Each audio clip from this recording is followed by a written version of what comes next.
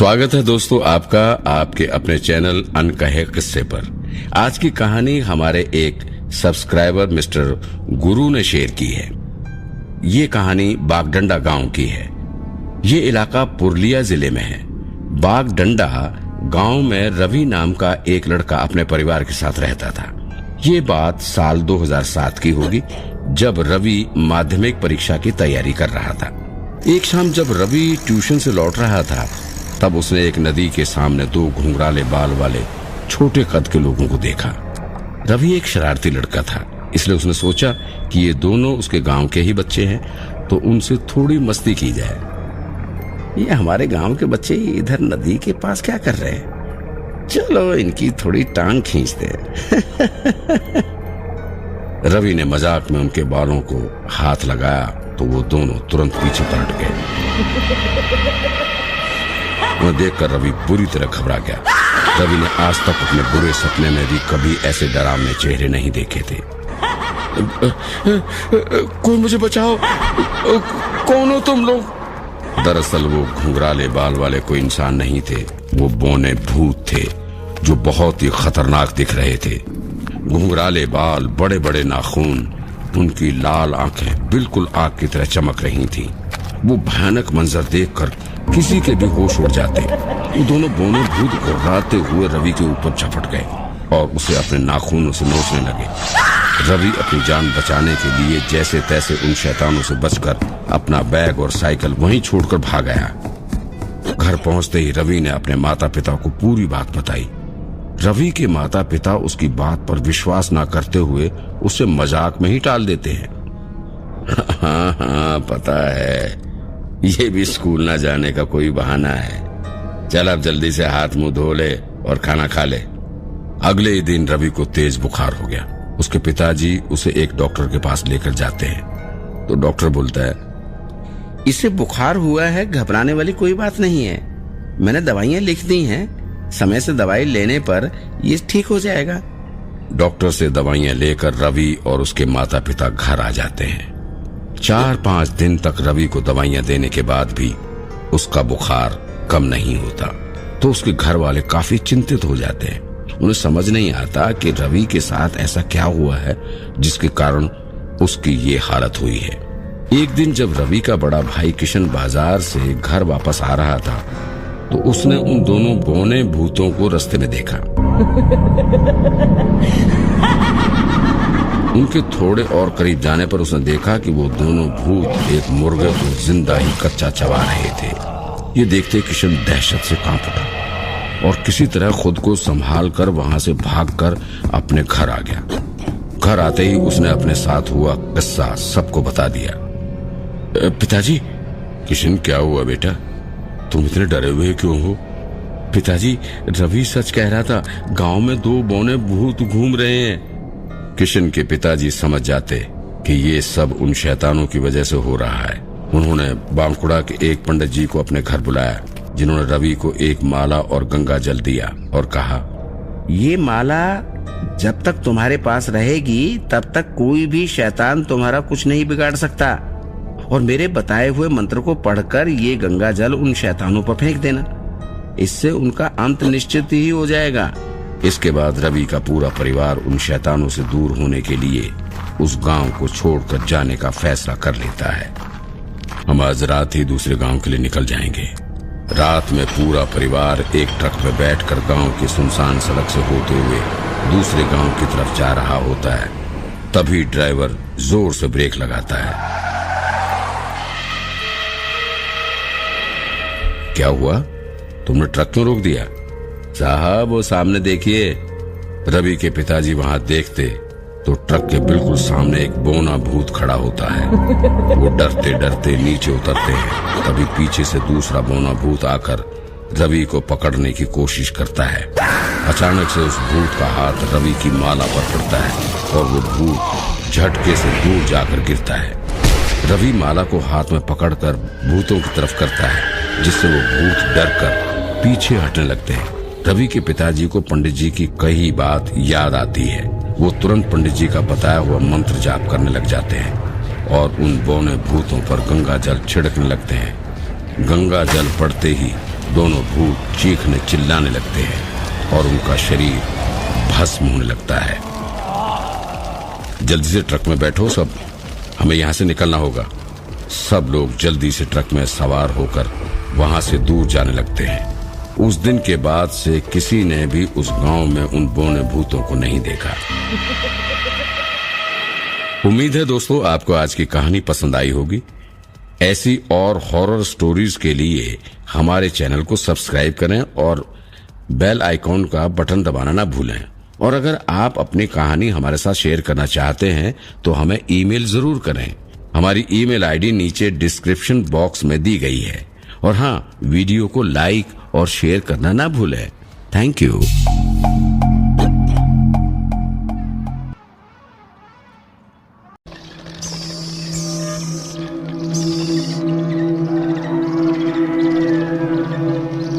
ये कहानी 4 दोस्तों की है, राहुल, बिट्टू, संजय और राज। ये चारों अद्रा शहर में वरुण सर की कोचिंग क्लास में रेलवे की परीक्षा की तैयारी करते हैं। एक दिन वरुण सर की कोचिंग क्लास खत्म होने के बाद चारों दोस्त मिलकर जयचंदी पहाड़ का मेला घूमने की योजना बनाते हैं। तभी वरुण सर उन चारों की बात सुन लेते हैं और उन सबको कहते हैं, तुम लोग सिर्फ दिन भर घूमते ही रहते हो, कभी मेला घूमना है तो कभी पार्टी करनी है। याद रखना, इस बार मैं सबका टेस्ट लूंगा, मैथ्स और जनरल नॉलेज दोनों सब्जेक्ट्स का। वरुण सर की बातें सुनकर चारों दोस्त वहां से निकल जाते हैं। चारों दोस्त सूर्य सरोवर यानी धोबी तालाब के पास टहलते हुए बातें करते हैं। सर, इस बार जनरल नॉलेज का भी टेस्ट लेने वाले हैं। भाई, जनरल नॉलेज पढ़ना तो अभी तक मैंने शुरू भी नहीं किया है। इस बार भी टेस्ट में हमारे अच्छे नंबर नहीं आए तो सर सभी के सामने हमें फिर से खरी खोटी सुनाएंगे। अरे यार, चुप भी करो, अभी से डराओ मत, सामने उस पेड़ को तो देखो। सामने एक 25 फुट ऊंचा पेड़ था जिस पर हजारों लोहे की कीलें गाड़ी हुई थीं। ये कैसा पेड़ है भाई? अरे, कहावत है कि ऐसे पेड़ जिन पर ऐसी कीलें ठोकी हुई होती हैं उन पर बुरी आत्माओं का वास होता है, या फिर उन पेड़ों में बुरी आत्माओं को कैद किया होता है। अरे, ये सब क्या बकवास है? क्या तुम लोग भी ऐसी बातों को मानते हो? राहुल, तुझे ये सब बकवास लगता है। जिस दिन तेरा सामना किसी बुरी आत्मा से होगा तब तुझे समझ आएगा। राहुल, अगर तुम्हारे पीछे कोई भूत पड़ गया तो तुम क्या करोगे? अरे भाई, राहुल के पीछे भूत नहीं, चुड़ैल पड़ेगी, चुड़ैल। फिर चारों दोस्त हंसने लगते हैं। इतने में वहां एक कुत्ता घूमते हुए नजर आता है। राहुल उस कुत्ते को बिस्कुट खिलाता है। राहुल हमेशा अपने साथ बिस्कुट या ब्रेड लेकर ही घूमता है ताकि रास्ते में गाय, कुत्ते, बिल्ली सभी को खिला सके। उसे जानवरों से बहुत लगाव था। तभी संजय कहता है, क्यों राहुल, चिड़ियाघर में नौकरी चाहिए क्या? वहां बहुत सारे जानवर मिलेंगे। इस बार राहुल गुस्सा होकर चला जाता है।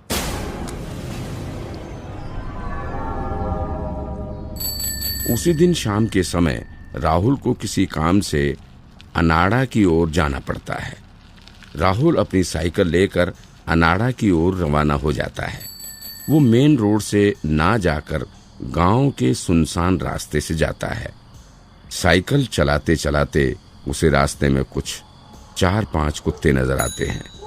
राहुल साइकिल रोकता है और उन कुत्तों को बिस्कुट खिलाता है। कुत्तों को बिस्कुट खिलाकर जब राहुल अपनी साइकिल पर बैठता है तो कुत्ते उसे रोकने की कोशिश करते हैं। कुत्ते राहुल की पैंट को अपने दांतों से पकड़ लेते हैं। राहुल जैसे तैसे उन कुत्तों से पीछा छुड़ाकर वहां से आगे निकल जाता है। साइकिल चलाते चलाते राहुल को ऐसा महसूस होता है कि कोई उसका पीछा कर रहा है। जब राहुल पीछे देखते हैं तो वो हैरान हो जाता है। पीछे एक खतरनाक चुड़ैल उसका पीछा कर रही होती है। वो चुड़ैल देखने में बहुत खतरनाक थी। उसके बाल सफेद और काफी घने लंबे थे। आंखें सफेद रंग की थी जो बहुत डरावनी लग रही थी। चुड़ैल ने अपना मुंह इतना बड़ा खोल रखा था मानो वो तुरंत राहुल को निगल जाएगी। चुड़ैल ने काले रंग की साड़ी पहनी थी और वो लगभग 7 फुट लंबी थी। राहुल तेज तेज साइकिल चलाने लगा और काफी आगे निकल गया। राहुल भगवान शिव से प्रार्थना करने लगा, हे भोलेनाथ, मुझे इस बुरी आत्मा से बचाइए। राहुल को वहां आसपास कोई मदद के लिए नहीं दिखाई दिया। तभी अचानक से वो चुड़ैल उसे बीच रास्ते में नजर आई, जिसे देखकर राहुल का दिल दहल जाता है। राहुल का बैलेंस बिगड़ जाता है और वो सड़क पर ही गिर जाता है।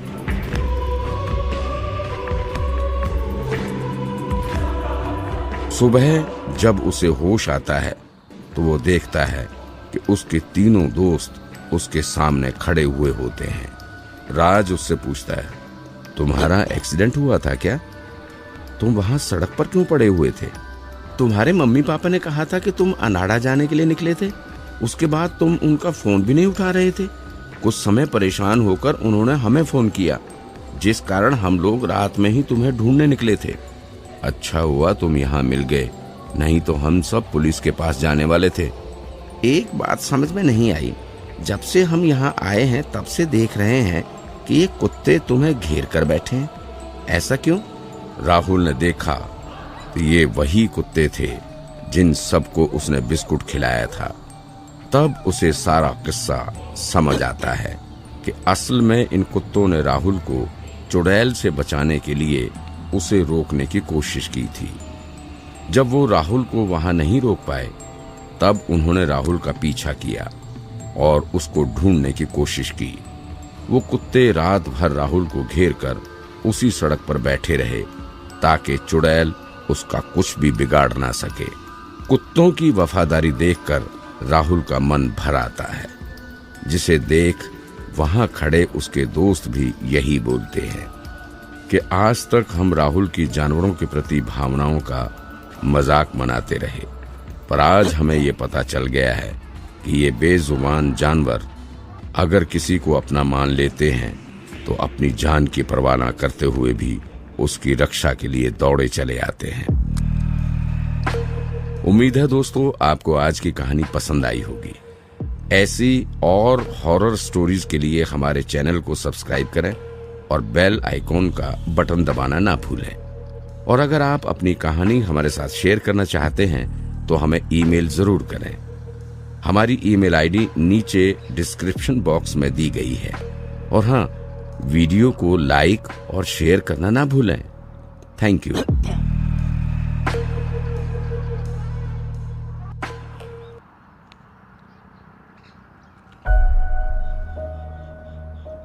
ये कहानी राजा नाम के एक लड़के की है जो बिहार का रहने वाला था। बात तब की है जब राजा को शहर के सबसे बड़े जिम में ट्रेनर की जॉब मिली। जिम में ट्रेनर की जॉब मिलने से राजा बहुत खुश था। एक दिन राजा हनुमान जी के मंदिर में पूजा करने गया था। तभी वहां उससे उसका दोस्त परम मिला। क्या बात है भाई राजा, शहर के सबसे नामी जिम में ट्रेनर बन गए, अब तो तुम सच में राजा बन जाओगे। अरे क्या भाई तुम भी ना, अभी अभी तो ट्रेनर बना हूं। सुनो भाई, इस बार तो तुम्हें पार्टी देनी होगी, कोई बहाना नहीं चलेगा। ठीक है भाई, इस बार तुम्हें पार्टी जरूर मिलेगी। फिर दोनों ने शहर से थोड़ी दूर एक बड़े रेस्टोरेंट में शाम के समय पार्टी करने की प्लानिंग करते हैं, जिसमें राजा के सभी दोस्तों को आना था। राजा शाम को तैयार होकर बाइक लेकर घर से निकलता है। राजा बाइक से जा रहा था कि तभी उसने रास्ते में कुछ पुलिस वालों को देखा जो बाइक चालकों का हेलमेट चेक कर रहे थे और बिना हेलमेट वालों का चालान काट रहे थे। राजा उस दिन हड़बड़ी में हेलमेट पहनना भूल गया था, इसलिए उसने यू टर्न लिया और शमशान घाट के पीछे वाले कच्चे रास्ते से जाने लगा। वो रास्ता काफी सुनसान था। वो रास्ता घने पेड़ों से घिरा हुआ था। राजा बाइक चलाते हुए जा रहा था, तभी उसे धड़ाम की आवाज सुनाई दी, मानो कोई बड़ा पेड़ गिर गया हो। राजा ने बाइक रोककर इधर उधर देखा तो कोई पेड़ नहीं गिरा था। राजा उस आवाज को अपना भ्रम समझकर वहां से आगे बढ़ता है। तभी राजा को किसी ने पीछे से उसका नाम लेकर पुकारा, राजा। राजा रुक गया, क्योंकि वो आवाज उसके दोस्त परम की थी। उसने मुड़कर देखा तो पीछे कोई नहीं था। उसे ताज्जुब हुआ, कहीं उसे दोबारा कोई भ्रम तो नहीं हुआ है। राजा बाइक लेकर आगे बढ़ता ही है कि उसे फिर से किसी ने पुकारा, राजा। इस बार राजा ने पीछे मुड़कर कहा, कौन है, कौन है? लेकिन पीछे कोई नहीं था। राजा बाइक से नीचे उतरकर इधर उधर देखता है और चिल्लाता है, कौन है? कौन मेरा नाम ले रहा है? सामने आओ। तभी उसकी नजर सामने एक तालाब की तरफ जाती है। वहां एक चादर ओढ़े शख्स बैठा हुआ था और कंकड़ उठा उठाकर तालाब में फेंक रहा था। राजा उसके पास जाता है और पूछता है, क्या आपने मुझे पुकारा था? इस पर वो शख्स जोर जोर से हंसने लगा और पीछे मुड़ गया। जैसे ही वो पीछे मुड़ा, राजा के पैरों तले जमीन खिसक गई। चादर ओढ़ा वो शख्स कोई इंसान नहीं, बल्कि एक बूढ़े आदमी की आत्मा थी। वो राजा की तरफ आगे बढ़ रहा था, मानो उसे अभी मार डालेगा। राजा भागते हुए नीचे गिर गया तो उसे बूढ़े आदमी की आत्मा ने उसका पैर पकड़कर खींचने की कोशिश की। राजा ने तुरंत हनुमान चालीसा का पाठ शुरू कर दिया, जिससे वो आत्मा पीछे हट गई। राजा वहां से दौड़कर नजदीक के एक रेलवे फाटक के पास पहुंचता है। राजा को फाटक के सामने एक पेड़ के नीचे एक हनुमान मंदिर मिला, जहां दो आदमी दीपक जला रहे थे। उन्होंने राजा को घबराया हुआ देखा और उसके पास आ गए। राजा ने उन आदमियों को पूरी बात बताई। राजा की बात सुनकर वो दोनों चौंक गए।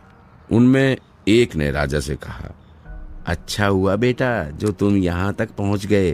काफी सालों पहले मैंने भी उस आत्मा को पलट कर जवाब दिया था और वो मेरी जान के पीछे पड़ गई थी। मैं काफी मुश्किल से बचकर इस हनुमान मंदिर तक पहुंच गया था, वरना उस दिन मैं बच नहीं पाता। राजा ने उनका फोन मांगा और अपने दोस्त परम को कॉल किया। उसे पूरी बात बताई और मदद के लिए बुलाया। परम बाइक लेकर कुछ ही देर में उस फाटक पर पहुंच गया, क्योंकि राजा अपनी बाइक उस रास्ते में ही छोड़कर आ गया था। इसलिए उसने जंगल में वापस जाकर अपनी बाइक लाने का फैसला किया और परम से कहा, चल भाई, हमें उसका सामना करना ही होगा। उन आदमियों ने राजा और परम के माथे पर हनुमान जी के चरणों के सिंदूर का तिलक लगाया और उन्हें कहा कि बिना पीछे मुड़े, बिना किसी आवाज का जवाब दिए आगे बढ़ते जाना।